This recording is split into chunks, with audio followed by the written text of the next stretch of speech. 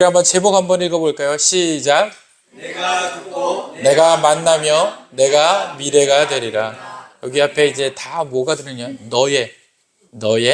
너예라는 앞에 문구가 있어야 돼요. 그래서 내가 너의 이야기를 듣고 내가 너를 만나고 내가 너의 미래가 될 것이다. 오늘 하나님 말씀하십니다. 오늘 사실은요, 이 조금 긴 이 제목에 함축적인 제목이 있어요. 다 같이 따라합시다. 하나님의 계획. 할렐루야. 이게 하나님의 계획이라는 겁니다. 자, 우리는 인생에서요, 많은 사람들이 착각할 때가 많아요. 나 왜 태어났지? 그 의문입니다. 너무 고난이 힘들게 찾아오거나 또는 또 우울한 일들이 오거나 아니면 또 나의 소명을 잃어버렸거나, 대부분 많은 사람들이 어느 때 이런 이야기를 찾느냐라고 이야기를 해봤더니 목적이 사라졌을 때 가장 많은 사람들이 상실감이 크다라는 답변이 돌아왔습니다. 그럴 때 제일 먼저 찾는 것이 뭐냐면, 나는 누구지? 또는 내가 뭐지? 나는 왜 태어났지? 라는 그런 질문으로 돌아간다는 겁니다. 그런데요, 모든 사람들에게는요, 각각의 하나님이 계획하심이 있으세요. 그래서 여러분들이 탄생하시는 그 목적이 아무런 목적이 없는 그 목적대로 태어난 것이 아니라 이미 목적을 가지고 태어난 줄 믿으시길 바랍니다. 그래서 여러분들이 그 목적을 가지고 계세요. 그런데 그 목적대로 살지 못하고 있는 것 뿐인 거예요. 그러면 그 목적대로 살 수 있는 방법이 뭐냐라는 거예요. 바로 하나님의 계획을 발견하는 거예요. 하나님께서 이 땅 가운데 우리 각자를 탄생하게 하시고 이 땅 가운데 살게 하시는데, 가장 중요한 것은 하나님이 가지고 계획대로 살 때 우리가 비로소 그 가치와 그 의미대로 살 수 있게 되는 거예요. 그런데 많은 사람들은 그 가치의 실종 상태가 되어버리는 겁니다. 그 이유는 하나님의 만드신 계획대로 살지 못하기 때문에 그래요. 오늘 본문에도요, 이스라엘 백성이 유다 땅에서 이들이 이제 바벨론의 이제 침략을 통해 가지고 유다 땅이 이제 멸망을 하게 됩니다. 그런데 이들이요, 이 멸망 전까지만 해도 먹고 마시고 시집 보내고 장가 보냈어요. 다시 말하면요, 멸망할 줄 모르는 상황이었다는 겁니다. 그 이유가 지난주에도 말씀드렸듯이 첫 번째 이유는 뭐냐면요, 하나님 유일 사상이었기 때문이에요. 하나님의 법궤가 우리 안에 거하기 때문에 절대 우리는 멸망할 수 없다라는 거예요. 그런 생각을 갖고 살고 있어요. 다시 말하면요, 선민 사상이에요. 하나님은 우리와 약속하시고 언약하셨어. 그렇기 때문에 그 언약을 파괴하면서까지 우리를 버리시지 않으실 거예요. 그래서 그들이요, 그런 하나님을 믿고 그런 하나님을 믿는다라는 그 믿음, 착각된 믿음, 사실은 믿는 것이 아니에요. 믿는다라는 것은요, 말씀 안에 행위의 그 삶을 같이 연합하여 보여주는 것이 믿는 거예요. 쌍방이 주고받는 것이 믿음이라는 거예요. 한쪽이 주는데 한쪽이 그거에 대해서 행위대로 삶대로 살아나가지 못하면 그것은 믿음이라고 할 수가 없는 겁니다. 그것은 그냥 하나님을 우상처럼 숭배하는 거예요. 나의 필요에 따라서 하나님을 활용하게 되고, 나의 필요에 따라서 하나님의 은혜를 필요하는 그런 상황들을 경험하게 되는 것이죠. 그것은 하나님을 믿는 것이 아니에요. 나의 필요에 따라 하나님이 필요한 거예요. 그래서 이스라엘 백성들은 유대 땅에서 그렇게 살았습니다. 첫 번째는요, 그들 가운데 하나님의 법궤, 언약궤가 있다라는 그런 믿음 때문에, 하나님이 있는 것이 아니라 그 언약궤가 있는 믿음으로 살게 되는 겁니다. 그리고 또 한 가지는요, 그들이 그 당시에 경제적으로 너무도 잘 되어 있더라는 거예요. 그래서 완전한 부강한 국가는 아니었지만 그나마 그들이 자립으로 스스로가 부강하고 잘 먹고 잘 살 수 있을 정도의 그 정도의 경제력을 밑받침하고 있던 시절이었어요. 그러다 보니까 거기다가 또 한 가지는요, 여러 나라와 연합해 가지고 언약을 맺어서 서로가 서로를 침략하지 못할 정도로 그렇게 많은 것들을 통해서 언약과 또 그런 것들을 많이 이제 했던 시기가 바로 그런 시기였어요. 그러다 보니까 그들 눈앞에 보였던, 눈에 보이는 일들로 인해서 실제적인 위험을 느끼지 못했어요. 그러다 보니 바벨론이 이들을 침략을 하게 된 겁니다. 그랬을 때 이들이 그들이 침략하는 그 순간에도 그 네 번째로 또 한 가지는 뭐냐면요. 저 지난주에도 이야기했듯이 대제사장들과 또는 거짓 선지자들이 거짓말의 하나님의 이야기들을 퍼뜨리기 시작을 했어요. 하나님께서 절대로 우리를 멸망시키지 않는다. 그것을 어떻게 알 수 있느냐? 우리들이 지금 살아가는 환경을 보라. 하나님이 이렇게 좋게 하시고 너무도 좋은 환경으로 우리를 지금 살게 하시지 않느냐? 하나님의 뜻은 여기에 있다. 그런데 이렇게 살게 하시는 하나님의 목적이 어떻게 멸망으로 심판으로 갑작스럽게 바뀔 수 있느냐? 그럴 수 없다라는 거야. 그러니까 안심하라, 평안하라 이렇게 이야기한 거예요. 그러나 눈물의 선지자 에레미야는 그 정반대의 이야기를 합니다. 이제 하나님의 심판이 여기에 임할 텐데 뭐냐면 바벨론이 침략을 해서 여기에 있는 모든 자들이 다 바벨론 포로로 끌려갈 것이라는 거예요. 그러니 너희들은 그 바벨론 포로로 끌려갈 것을 준비하고 또 그 끌려가면서 패배할 때 가져오는 그 마음에 상실하지 말고 오직 너희는 하나님을 찾으라. 하나님께 부르짖으라 이렇게 이야기한 겁니다. 자, 거짓 선지자들이 10명이라면 참 선지자는 몇 명인 거예요? 한 명인 거예요.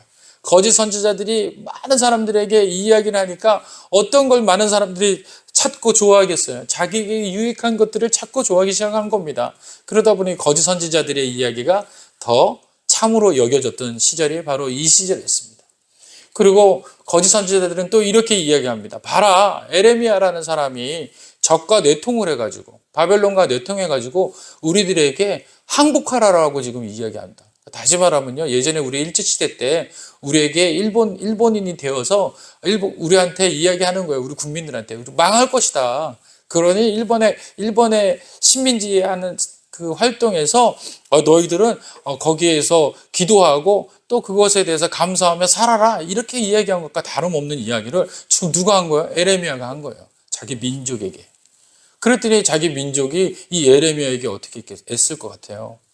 적으로 생각하고 반역자로 생각하고 이방인으로 생각하고 그리고 미워하고 학대하기 시작합니다. 그래서 에레미야 왜 눈물의 선지자냐면 에레미야가 그 고통을 가지고 있는 겁니다.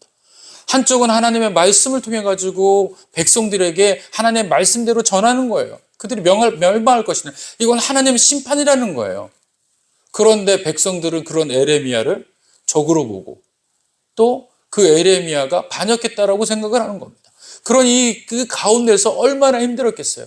자신도 그 백성들과 같은 마음처럼 하나님 앞에 탄원하고 싶은데 하나님께서는 멸망할 것이라고 단언하고 계신 거예요. 하나님을 아무리 설득해도 하나님께서는 멸망할 거라는 겁니다. 그 이유가 뭡니까? 바로 우리의 계획대로, 우리의 방법대로, 우리의 생각대로 인생을 살았기 때문에 그래요. 그렇게 인생을 계획대로, 방법대로 살다 보니 마지막에는 그 방법의 인생대로 심판을 받게 되는 거예요. 그 이야기를 지금 하나님은 에레미야를 통해서 유다 백성들에게 알려주는 겁니다. 그러고 난 다음에 많은 수가 이제 바벨론으로 포로로 끌려갔어요. 진짜 에레미야 말대로. 그리고 오늘 본문이 여러분들에게 나타나게 된 겁니다. 29장에 보니까 1절에 보니까 선지자 예레미야가 예루살렘에서 이 같은 편지를 느부갓네살이 예루살렘에서 바벨론을 끌고 간 포로 중 남아있는 장로들과 제사장들과 선지자들과 모든 백성을 보냈는데 많이 죽었나 봐요. 그 선지자들도 제사장들도 또 백성들도 정치가들도 많이 희생이 됐어요. 전쟁을 통해서. 그리고 남은 자들이 다 지금 어디 가 있는 거예요? 바벨론으로 포로 가 있는 거예요. 그런데 거기에다가 선지자 에레미야가 편지를 쓰기 시작을 합니다. 어떻게 썼냐면요. 유다의 왕 시드라를 바벨론으로 보내 바벨론의 왕 느부갓네살에게 가게 한 사반의 아들 엘리사와 hil기야의 아들 그라바의 편으로 이 편지를 보냈어요. 그래서 4절에 보니까 만군의 여호와 이스라엘의 하나님께서 예루살렘에서 바벨론으로 사로잡혀 가게 한 모든 포로에게 이와 같이 말씀하시니라. 너희는 집을 짓고 거기에서 살며 텃밭을 만들고 그 열매를 먹으라. 아내를 맞이하여 자녀를 낳으며 너희 아들이 아내를 맞이하며 너희 딸이 남편을 맞아 그들로 자녀를 낳게 하여 너희가 거기에서 번성하고 줄어들지 아니하게 하라. 너희는 내가 사로잡혀 가게 한 그 백성의 평안을 구하고 그를 위하여 여호와께 기도하라. 이는 그 성읍이 평안함으로 너희도 평안할 것입니다. 뭐라고 얘기했냐면 그 땅 가운데 바벨론으로 포로로 가서 시집가고 장가가라는 거예요. 근데 너희만 시집가고 장가가는 게 아니라 너희가 낳은 아이가 있으면 그 아이도 시집가고 장가가게 하라는 거예요. 다시 말하면 뭐예요? 이 포로 생활이 잠시 끝날 것 같지 않다라는 이야기를 지금 하나님께서 먼저 이야기하셨어요. 그리고 난 다음에 뭐라고 이야기하시냐면 7절에 보니까 너희는 내가 사로잡혀가게 한 이렇게 표현하고 계세요. 자, 포로가 되게 한 목적, 또 전쟁이 일어난 이후 이 모든 것이 누구시라는 거예요? 뒤에 하나님이시라는 거예요. 내가 했다라고 이야기를 밝히시고 있어요. 편지를 쓰는 에레미야는 이 편지를 지금 보내는 거예요. 다시 말하면 너희가 포로로 끌려간 것이 다 하나님이셨다라는 거예요. 많은 사람들은 혼란을 겪습니다. 어떻게 하나님은 우리의 하나님이신데, 우리와 언약하신 하나님이신데, 나의 하나님이신데, 내가 믿는 그분이신데 어찌하여 나를 이곳에 보냈나이까? 또 나만 그렇게 한 것이 아니라 내 아내와 내 자녀들은 또 어떻게 되는 것입니까? 혼란스러울 때가 많죠. 그러고 난 다음에 이렇게 이야기하십니다. 8절에 보니까 만군의 여호와 이스라엘 하나님께서 이와 같이 말씀하시니라 너희 중에 있는 선지자들에게 점쟁이들에게 미혹되지 말며 너희가 꾼 꿈도 고지 듣고 믿지 말라. 8절에 나와 있어요. 왜 이 얘기를 하세요? 여러분, 너희가 거기가 간 이유, 너희가 포로로 끌려간 이유, 그 이유에 대해서 한번 깊이 묵상해 보라는 거예요. 왜 묵상하자는 거예요? 너희가 이제껏 무슨 방법대로 한 거예요? 너희 생각대로 인생을 살아서 그렇게 된 거예요. 그런데 너희의 인생에서 뿌리 뽑지 못할 이유가 있어. 여전히 그렇게 정말 이제 포로로 끌려가서 어렵게 살면서도 너희 삶 가운데서 완전히 뿌리 뽑지 못한 일들이 있을 터인데 그 일들을 뿌리 뽑지 못하면 나와 동행할 수가 없다라고 분명히 말씀하시는 거예요. 오늘 인생 가운데서, 오늘 여기에 예배드리는 자들 가운데서 이 말씀을 듣게 하신 이유는 단 한 가지입니다. 우리가 정말 하나님 계획대로 살 것인가, 우리의 인생이 계획대로 여전히 살 것인가, 이 두 가지 결론 중에서 결론 내라는 거예요. 그런데 우리 인생에서의 뿌리 뽑지 못한 게 뭐냐라는 거예요. 아주 하나님께서 이야기하고 계세요. 8절에 너희 중에 있는 선지자들에게 점쟁이들에게 미혹되지 말라. 유혹당하지 말라는 거예요. 다시 말하면요. 너희가 하나님 말씀 앞에 나온 적 없이 너희들이 좋다라고 여겼던 것에 다 마음 뺏기지 않았느냐. 그것이 이 당시에는 누구예요? 점쟁이였고요. 선지자였고요. 또 미혹의 대상들이었습니다. 그러나 지금 이 시대는 거짓 선지자도 눈에 보이지 않고요. 미혹하는 자들도 별거 없을 거라고 생각할지 모르지만 우리 주위에 너무 많아요. 우리의 영을 미혹하는 영들 많아요. 이단이라고도 하죠. 그 다음에 또 한 가지 뭡니까? 물질, 문명이 바로 그래요. 물질이 우리의 영을 다 빼앗아 가는 거예요. 그래서 비교를 하면요. 이런 거예요. 왜 하나님 자녀들은 물질의 축복이 적어요? 그런데 하나님 자녀가 아닌 저들은 왜 더 잘 살아요? 뭐 이런 것들. 그리고 저들은 저렇게 악행을 하는데 왜 하나님 심판은 없죠? 그런데 하나님을 믿고 하는 우리들은 무엇을 잘못했길래 이렇게 어려운 가정 가운데서 살고 있습니까? 하나님, 말씀 한번 해보세요. 이렇게 할 때가 많다라는 거야. 그런데 그렇게 하는 그 모든 것들이 다 뭐라고 이야기합니까? 미혹의 대상이다, 유혹의 대상이다라고 이야기를 하고 계신 거예요. 그러면서 그것이 바로 어디에서부터 시작된 거냐? 너의 생각에서, 너의 계획에서부터. 네가 원하는 것이 다 뭐냐? 잘 먹고 잘 살고 네가 원하는 평화로운 거 아니냐? 하나님 앞에 예배 드리는 것에 대한 자유함을 달라는 거 아니야?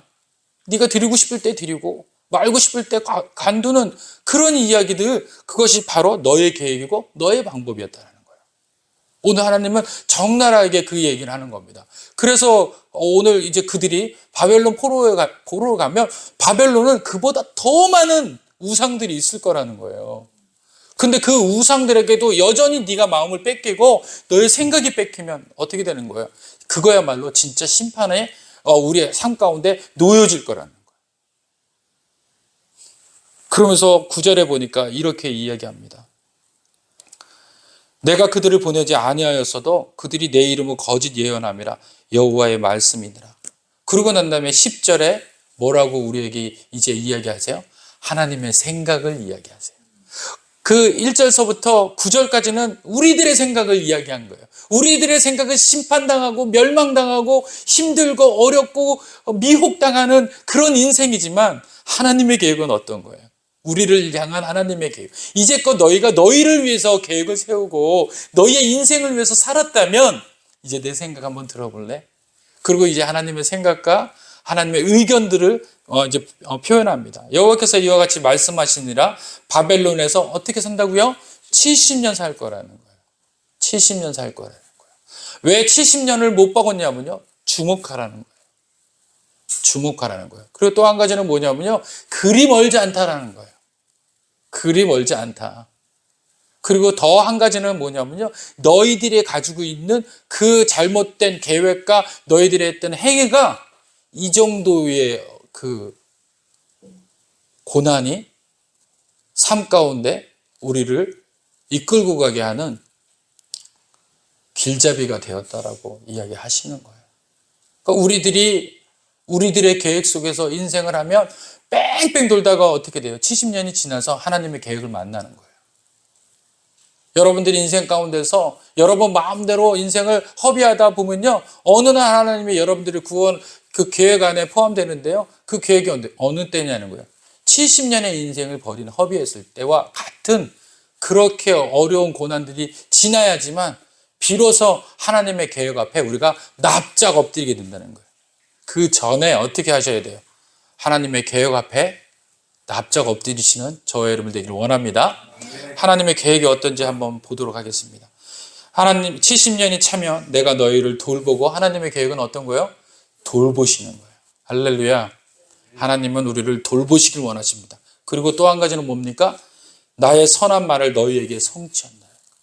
하나님의 계획은요. 하나님 말씀이 우리 삶 가운데 들어가서 그 말씀으로 영향력 있게 우리의 삶의 모든 형식들이 바뀌시기를 원하시는 거예요.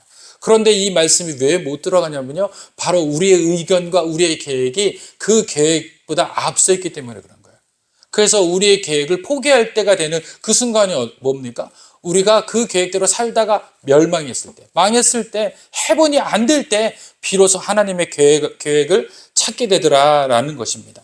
그리고 난 다음에 11절에 이렇게 이야기합니다. 다 같이 따라합시다. 시작.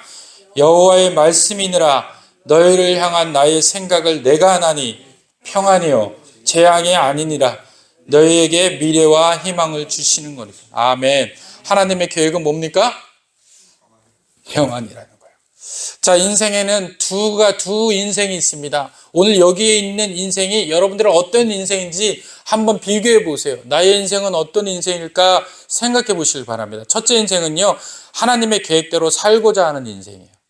이제 하나님의 계획대로 살아보겠습니다. 자, 어떤 인생입니까? 하나님 말씀하실 때까지 침묵했다가 하나님 말씀하시면 움직이는 사람. 하나님 방법대로, 내 방법이 아니라 떠오르는 대로 행하는 게 아니라 그걸 기다리는 거예요. 내버려 둬버리는 거예요. 그래서 하나님께서 내 생각과 일치하면 하나님께서 말씀으로 하라라는 말씀을 주실 겁니다. 그건 해야 되는 일이에요.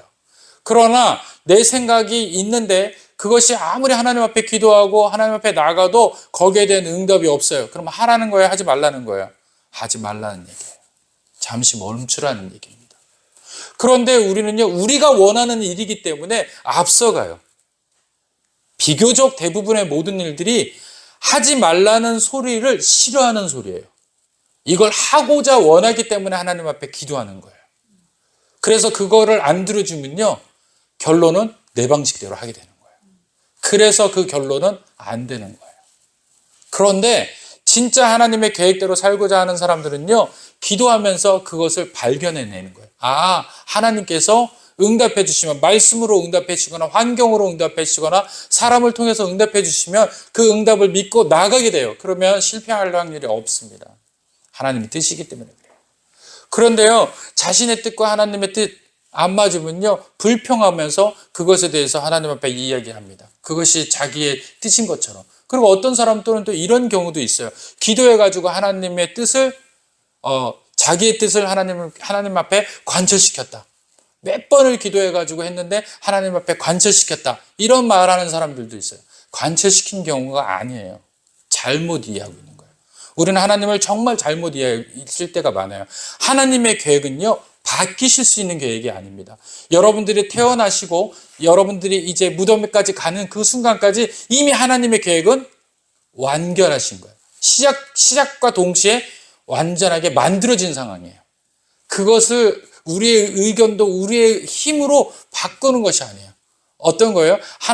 하나님께서 우리의 체질에 맞게 그것을 조정하시고 그 방법대로 흘러가게끔 하시는 것이 하나님의 계획이신 거예요.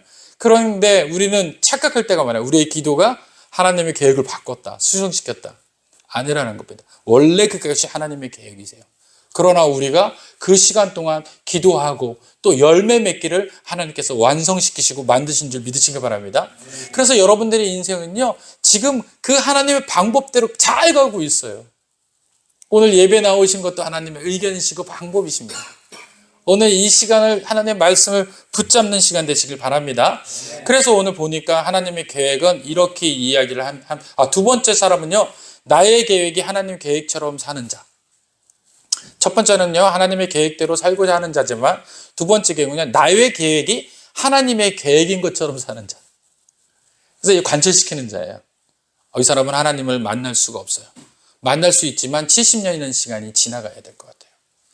그 고통 시간이 지나든지 아니면 하나님 앞에 계획대로 살고자 기브업해서 포기해서 하나님 앞에 나가시는 자 되든지 이 둘 중에 선택 권한밖에 없다는 것을 여러분들이 기억하시길 바랍니다.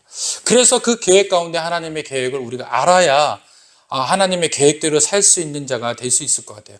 하나님의 계획은요, 첫 번째 평안이에요. 다 같이 따라합시다. 평안. 하나님은요, 우리 삶 가운데서 평안하는 게 제일 먼저입니다. 평안은 뭐냐면요, 곁에 두다라는 거예요. 파라볼레라는 뜻이에요. 곁에 두다라는 뜻이에요. 평안이라는 건 어느 때 평안한 거예요? 하나님 곁에 있을 때 평안한 거예요.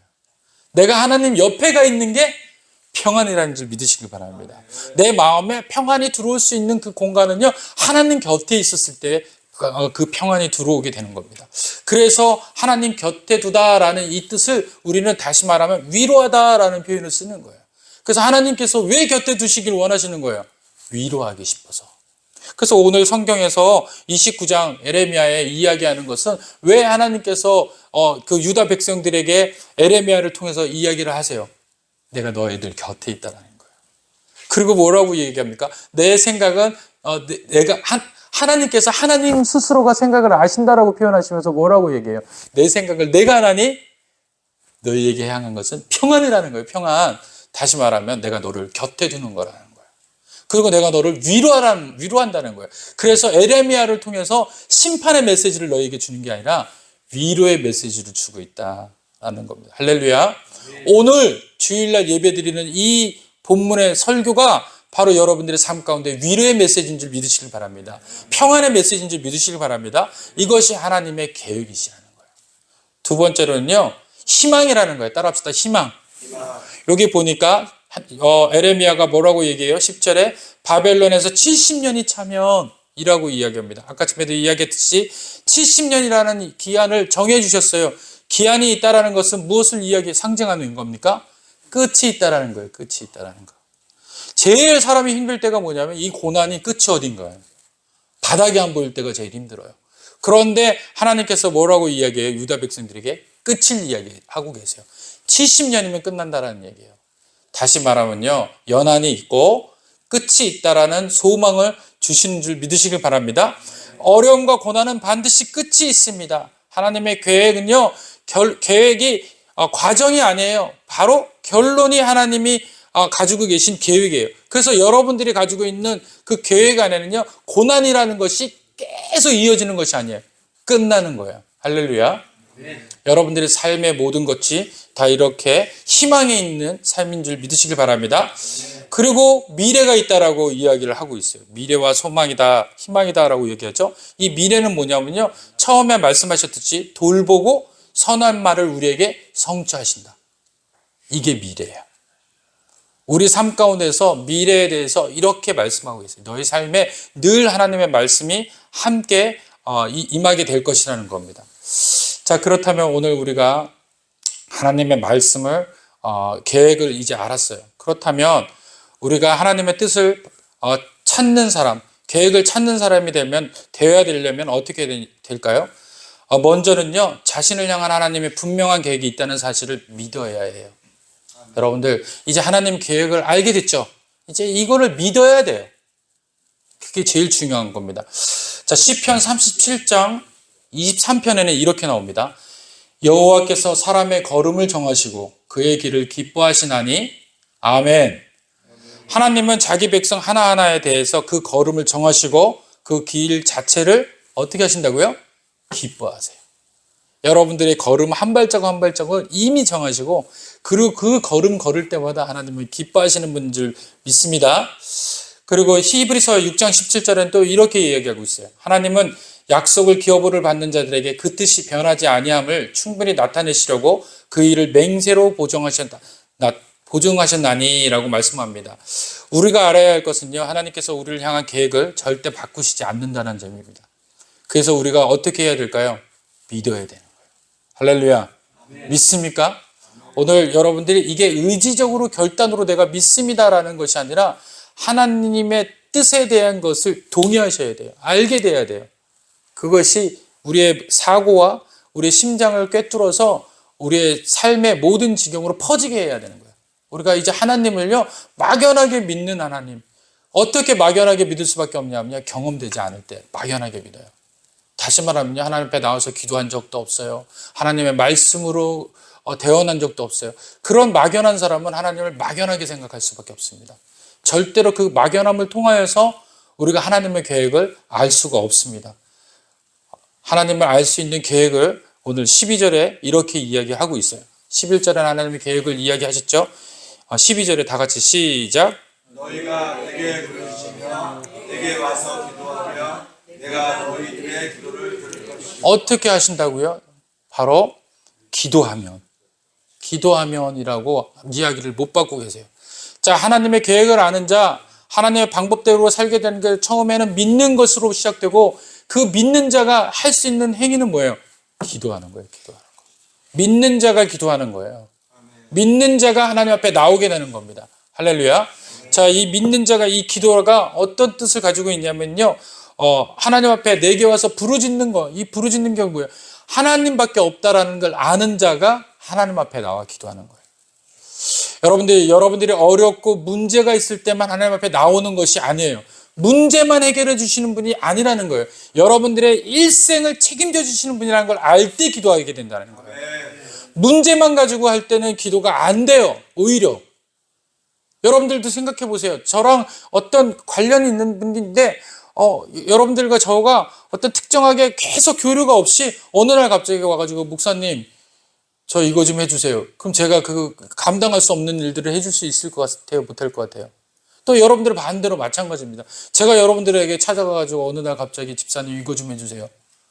어느 만남도 없고 교류도 없어요. 이거는 할 수 있는 경우가 아니라는 겁니다.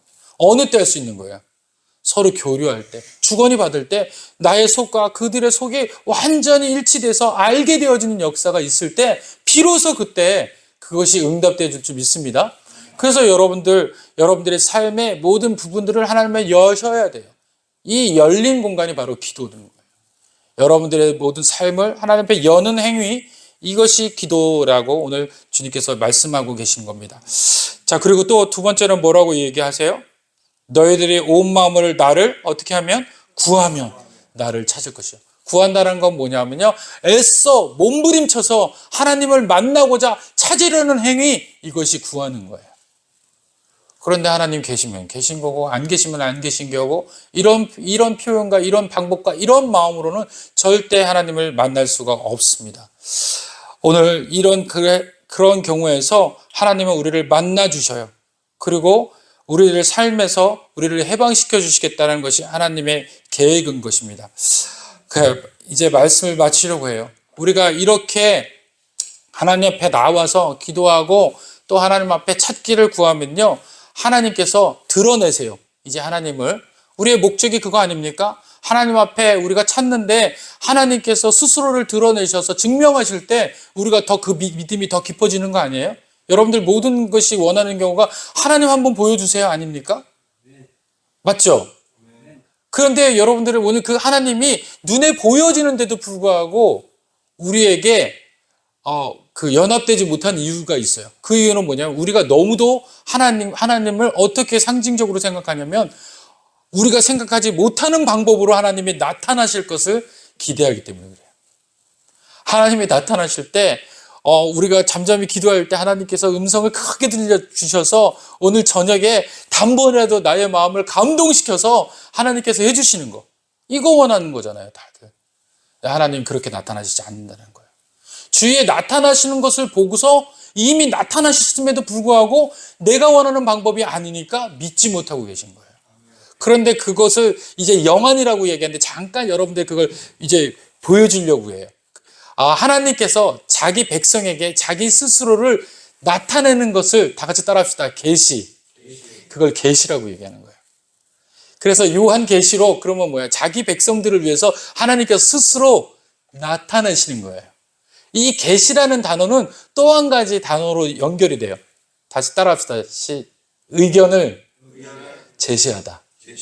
하나님께서 자기 의견을 제시하는 거예요. 여러분들도 여러분들의 의견 제시하시죠? 그 의견 제시가 바로 기도예요. 하나님 이렇게 해주세요라는 기도. 그러면 하나님께서도 의견을 제시하시겠죠. 그런데 하나님은 하나님의 방법대로 의견을 제시하세요. 얼마 전에 제가 유튜브에서 이야기를 들은 게 있었어요. 너무 감동이 된 거예요. 그때 제가 이제 말씀을 준비하다가 하나님, 이제 지난주 주일날 준비했죠. 준비하는데 하나님께서 이 말씀을 주신 거예요. 하나님의 계획에 대한 이야기를 주시면서 또 하나님 마음에 주셨는데 그것이 감동이 되자마자 그날 저녁에 유튜브에서 어떤 영상을 하나 보게 돼서 너무 감동이 돼서 하나님의 의견, 하나님의 계시, 하나님이 어떻게 우리에게 하나님이 드러나시나 이것을 여러분들에게 들려드릴까 합니다. 경북 칠곡군에서는요 호국의 다리가 있어요. 호국의 다리라는 다리가 있습니다. 이것을요 외관철도교라고 이야기를 한대요. 원래 이름은 외관철도교였어요. 그런데 그것이 어떤 사건으로 인해서 호국의 다리로 변하게 된 거죠. 그 사건은 6.25 전쟁 때문이겠습니다. 이 다리는 원래 1905년도 경부선으로 개통된 다리였는데요. 6.25 전쟁 때 낙동강 전투에서 미군들이 승리하게 됩니다. 그런데 어떤 한 어린아이가, 우리나라의 여자아이가 이름은 유아진 양이라고 해요. 유아진이라는 어린아이가 그 호국에서 승리한 그 외관철도 앞에 세워진 기념비가 있대요. 근데 그 기념비를 읽게 된 거예요, 사실은. 부모님과 호국의 다리를 산떡해 듣던 이 추모비를 이 꼬마 6학년짜리가 보게 된 거예요. 그런데 거기에는 이렇게 써 있었습니다. 엘리엇 중위와 그의 부인이 이곳에 잠들다. 이렇게 써 있더래요. 그래서 낙동강 전투에서 한창이던 당시 호국의 다리에서 야간 근무를 했던 엘리엇이라는 미국의 중위가 거기에서 이제 실종되고 사망이 됐어요. 그런데 이 유해를 찾지를 못한 거예요. 백방으로 찾아보고 했는데 찾지를 못합니다. 근데 그의 아내가 벌써 60년이 지나고 그 뼈를 찾고 했는데 못 찾았어요. 그러다 보니까 2015년에 암으로 이제 돌아가게 됩니다. 죽음을 맞이하게 돼요. 그래서 이제 자녀들이 이제 그 두 남매가 있었는데 이 남매가 어머니의 유고를 수습해가지고 일부를 이제 유해 일부를 그 호국의 다리에다 이제 뿌리게 돼요. 그리고 이제 하늘나라에서 어머니와 아버지가 잘 만났으면 좋겠다라고 이야기를 했습니다. 그러고서 이들이 이제 돌아가게 된 거예요. 그 이야기가 거기에 쓰여 있대요. 추모비에. 그 추모비에 쓰여 있는 것을 이 어린아이가 본 거예요. 6학년짜리 어린아이가. 그래가지고 이 6학년짜리 어린아이가 바로 칠곡군에 사는 그 군수에게 편지를 쓰기 시작합니다. 뭐라고 쓰냐면요. 우리나라를 위해 싸우다 실종되셨습니다. 아직 유해를 찾지 못했다고 해요. 꼭 찾아주세요.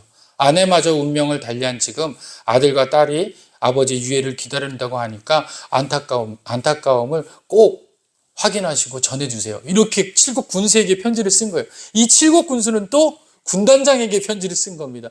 군단장은 또 유해 발굴 사업단에다가 편지를 써요. 이 편지를 그대로 붙여가지고 그래서 유해 발굴단이 이 편지를 A4 용지로 다 복사를 프린트를 합니다. 그리고 유해를 발굴하는 병사들에게 이걸 다 나눠줬어요. 그리고 그 병사들이 전부 읽으면서 거기에 대한 감동을 갖고 이 유해에 대한 사명감, 유해 찾는 발굴에 대한 사명감을 갖고서 계속 찾게 됩니다. 근데 이 편지가 또 누구에게 갔을까요? 미국에 있는 엘리엇 중위의 딸에게, 조지아라는 딸에게 전달이 돼요. 이 조지아라는 여인이 너무 놀라게 된 거예요. 자기들이 찾지 못하고 또 자기들이 그 헌신했는데도 알지 못했던 그 상태가 이제는 미래의 기약이 없는 거예요. 이제 자기들이 죽게 되면 어느 누구도 자기 아버지와 어머니의 그 애달픈 소식들을 기념하거나 또 그 유해를 발굴할 수 없을 수도 있다. 그리고 우리 가정으로 마지막일 것이다 라고 생각을 했던 거예요. 그런데 한국에 있는 어린아이가 이 이야기를 편지를 써서 많은 그 이야기들을 이제 많은 사람들이 알려주기 시작한 겁니다. 그랬더니 이 조지아 씨가 여기에 감동을 먹고서 이 어린아이에게 편지를 쓴 거예요. 자기는 이 미래에 대한 기약이 없었다라는 거예요. 다음 세대에 대한 은혜가 없었다라는 거예요. 그러나 한국에 있는 나와 전혀 상관없는 그 조그마한 어린아이의 생각 속에 다음 세대가 있다라는 것을 발견하고 너무 행복했다고, 내가 달려가서 너를 꼭 만나보고 싶다고, 안아보고 싶다고, 그러면서 격려하면서 편지가 끝이 맺습니다. 답장을 보낸 거예요. 그런데 이 또 답장과 서로 주고받는 것이 SNS에 퍼져가지고 전 세계에 있는 많은 사람들이 이것을 보고 감동을 하게 됐다는 겁니다. 바로 이것이 하나님의 의견이에요. 우리들이 봤을 때는 많은 사람들에게 감동될 수도 없고 또 어떤 그 이야기가 그냥 그칠 수도 있고 끝날 수도 있지만 하나님께서는 작은 아이를 통하여서 그 큰 일을 이루시고 도모하시게 되는 겁니다. 어떤 아이가 그렇게 되는 겁니까? 하나님께서 준비하신 하나님의 계획에 있는 아이, 있는 사람, 곳곳에서 이런 일들만 일어난 것이 아니에요. 여러 곳에서 사람의 상식으로는 할 수 없는, 사람의 상식으로는 감동 줄 수 없는 이야기들이 조그마한 어린아이들, 또 조그마한 짐승들, 또 동물들을 통해서 전 세계적으로 감동에 대해서 하나님의 일하고 계심을 직간접적으로 경험하는 경우들이 있다는 겁니다. 그것을 믿음의 눈으로 봤을 때는 하나님의 일하심이 되는 거고요. 믿음 없는 눈으로 봤을 때는 그것이 그냥 우연이고 아무 일도 아닌 겁니다. 자, 우리의 믿음과 우리의 생각이 어디에 있냐라는 겁니다. 그 자그마한 일 가운데서 하나님의 역사가 있다는 걸 알고자 원하는 자들은 그곳에서 하나님의 생각을 읽는 것이지만 그렇지 못하고 그냥 살면요, 그거는 평범하게 스쳐 지나가는 이야기일 뿐인 거예요.